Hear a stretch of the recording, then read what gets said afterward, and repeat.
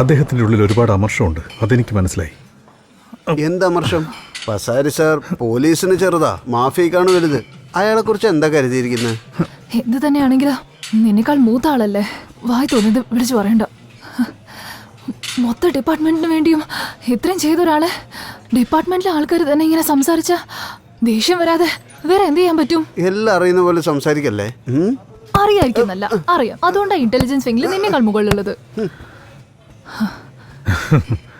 നിന്നെ ഏതെങ്കിലും ഒരുത്തൻ ഒരു ദിവസം നല്ല ഇടിയിടിക്കും. ഇതുവരെ ആർക്കും ആ ധൈര്യം ഉണ്ടായിട്ടില്ല. ജോക്സ് അപ്പാർട്ട്മിന ക്രൈം എന്ന് പറയുന്ന ഒരു ലീഗൽ വേൾഡാ. പല സന്ദർഭങ്ങളിലും കുറ്റം ചെയ്യാനുള്ള കാരണം മോറലി കറക്റ്റ് ആയിരിക്കാം. പസാരിക്കുണ്ടായ കാരണം എന്താണെന്ന് കണ്ടുപിടിക്കണം. ഒരാളുണ്ട്, may be he can help you.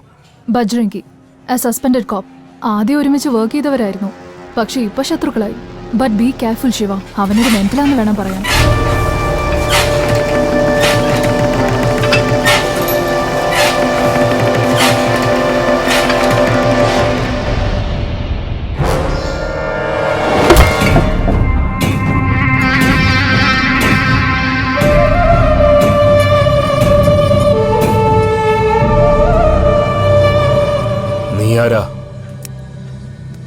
Bajrangi, നീ ആരാന്നാ ചോദിച്ചേ?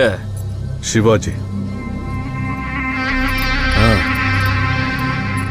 പക്ഷേ ഞാൻ എന്തിനു നിന്നെ വിശ്വസിക്കണം? ഈ ചോദ്യം ഞാൻ നിന്നോട് തിരിച്ചു ചോദിച്ചാലോ?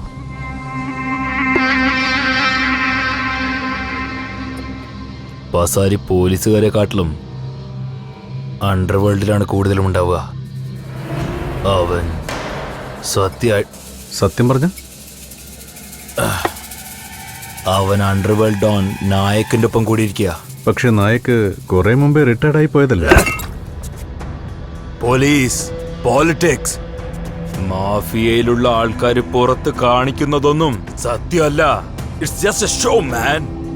അങ്ങനെയെങ്കിൽ പസാരിയുടെ ഷോ എന്താ? നിന്നോട് പറയുന്നതിൽ എനിക്കെന്താ ലാഭം?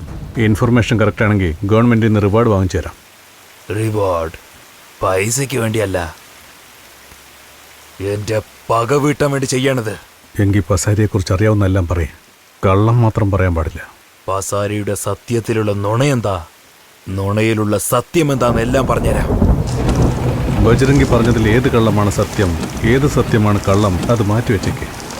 ബജ്രംഗിക്ക് സെക്യൂരിറ്റിയായി നമ്മുടെ ആളുകളെ ആരെങ്കിലും അയക്കണം. ഈ കാര്യം ആരും അറിയരുത്, ബജ്രംഗി പോലും. ഓക്കെ.